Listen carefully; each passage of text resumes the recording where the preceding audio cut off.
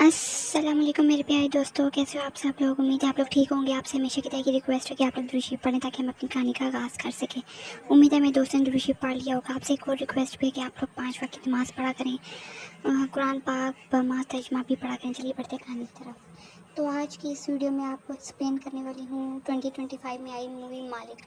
तो चलिए बगैर वक्त ज़ाया किए मूवी का एक्सप्लेनेशन शुरू करते हैं। मूवी शुरू होती है 1988 इलाहाबाद से, जहाँ पर हम मालिक नाम के एक गैंगस्टर को देखते हैं जिसके काफ़ी सारे ट्रक चलते थे जिसमें गैर कानूनी सामान ट्रांसपोर्ट किया जाता था, स्मगलिंग की जाती थी। आमतौर पर पुलिस वाले इन्हें कभी नहीं रोकते थे, लेकिन आज एक पुलिस ऑफिसर मालिक के ट्रक को रोक देता है। ये देखकर मालिक के लोग काफ़ी भड़क जाते हैं और इससे पुलिस ऑफिसर को मालिक से मिलवाने के लिए लाते हैं। यहाँ हमें पता चलता है कि इस पुलिस ऑफिसर ने मालिक के ड्राइवर को भी काफ़ी मारा था, जिस पर मालिक गुस्से में आता है और इससे कहता है कि वो थूके और फिर इसे चाटे। जब पुलिस ऑफिसर ऐसा करने लगता है तो मालिक इसे मार देता है। इस वक्त हमें पता चलता है कि मालिक एक बहुत बड़ा गैंगस्टर है जिससे सब डरते थे और इस इलाके में इसका ही राज था। इसकी तोती बोलता था। फिर हम इस इलाके के एक अहम एलए को देखते हैं जिसके पास चंग शिंकर आता है। चंग शिंकर भी एक गैंगस्टर था और वो मालिक की जगह लेना चाहता था, लेकिन मालिक के खौफ की वजह से ऐसा नहीं कर रहा था। वो एमएलए को धक्का देता है कि वो एमएलए को धमकाता है कि जल्द मालिक का कुछ करो वरना वो तुम्हें मार देगा। एमएलए परेशान हो जाता है क्योंकि दोनों गुंडों की वजह से वो मुश्किल में था और इलेक्शन भी करीब थे। दोनों ही इसे फंडिंग करते थे, इसीलिए वो बराह रास्त कुछ नहीं कर सकता था। एमएलए को कलकत्ता के एक पुलिस ऑफिसर भरू मास दास को बुलाता है जिसने अब तक 98 इनकाउंटर किए थे।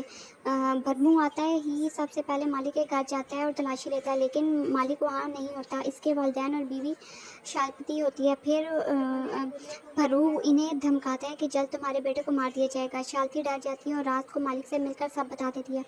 मालिक का असल नाम दिबेक है। दिबेक के वालिदैन नहीं चाहते कि वो ये काम करे, लेकिन दिबेक कहता है कि इसी बेटे की वजह से इज़्ज़त मिली है और वो इसे छोड़ नहीं सकता। यही पेशा जो है इज़्ज़त का पेश खैमा है। वो वादा करता है कि आइंदा पुलिस घर नहीं आएगी। फिर वो भरमूद के पोते का अगवा करता है और धमकाता है कि अगर दोबारा इसके घर वालों की तरफ देखा तो इसके ख़ानदान को भी नहीं छोड़ेगा। ये सुनकर भरमूद घबरा जाता है। दूसरी तरफ चंद शक्कर हसद में मालिक के कुछ लोगों को मार देता है। जवाब में मालिक भी इसके आदमियों को मार देता है। चंद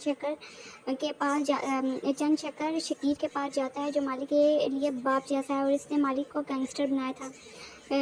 शिंकर दोनों को सुलह करवाने को कहता है, लेकिन मालिक साफ इनकार कर देता है।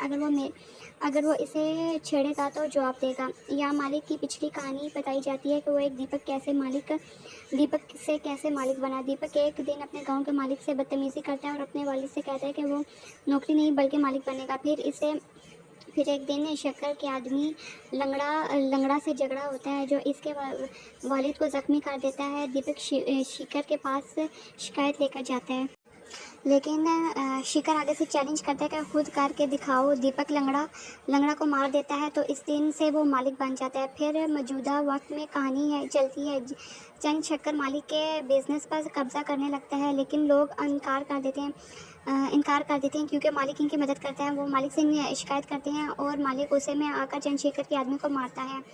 चंद्रशेखर फिर शकीर से शिकायत करता है, लेकिन मालिक किसी की नहीं सुनता। फिर शिंकर समझ जाता है कि मालिक इसके हाथ से निकल गया है। शिंकर चंद शक्कर और एमएलए के मालिक मिलकर मालिक को ख़त्म करने का प्लानिंग करते हैं। वो मालिक के घर पर नज़र रखते हैं, लेकिन मालिक रोज़ जगह बदलता रहता है। गांव वालों को भी वार्निंग दे दी जाती है। मालिक समझ जाता है कि सब इसके ख़िलाफ़ हैं, इसलिए वो शंकर को मारने का फैसला करता है और हमला करता है और कहता है कि बाप धोखा नहीं देता। फिर शंकर को मार देता है। इसी दौरान शालसी बताती है कि वो प्रेग्नेंट है। वो चाहती है कि दीपक सरेंडर कर दे और आम जिंदगी गुजारे, लेकिन दीपक इनकार कर देता है। शालसी रूठ जाती है और आखिर दीपक मान जाता है। वो शालसी को घर भेज देता है और खुद पुलिस स्टेशन जाकर सरेंडर करने लगता है, लेकिन खबर मिलती है कि शालसी मार दी गई है। ये कत्ल एमएलए के कहने पर हुआ है, लेकिन इल्ज़ाम चंद शक्कर पर डाल दिया जाता है ताकि दीपक और चंद शक्कर लड़ पड़ें। दीपक गुस्से में चंद शक्कर के सब आदमियों को मार देता है और आखिर इसे भी मार देता है। फिर एमएलए पुलिस लेकर आता है, लेकिन दीपक का दोस्त एमएलए को मार देता है। लड़ाई में पता चलता है कि शाती की मौत के पीछे दीपक का अपना दोस्त दोस्त है जो इसकी जगह लेना चाहते हैं। दोनों में सख्त लड़ाई होती है। दोस्त दीपक को गोली मारकर फड़ू को इतला देता है। पुलिस हमला करती है और आग लगा देती है। सब समझने लगते हैं गीबर मार गया। 1 साल बाद कोलकाता में दरगाह पूजा के दौरान प्रभु को दीपक दोबारा नज़र आता है जिंदा, और वो जानता था कि अब दीपक अपने दोस्त और प्रभु को नहीं छोड़ेगा। यही यहाँ पर फिल्म ख़त्म हो जाती है, यानी दीपक अपनी बीवी का कत्ल का बदला ज़रूर लेगा। दोस्तों, आपसे रिक्वेस्ट है कि आप मेरे चैनल को सब्सक्राइब कर दें। शुक्रिया।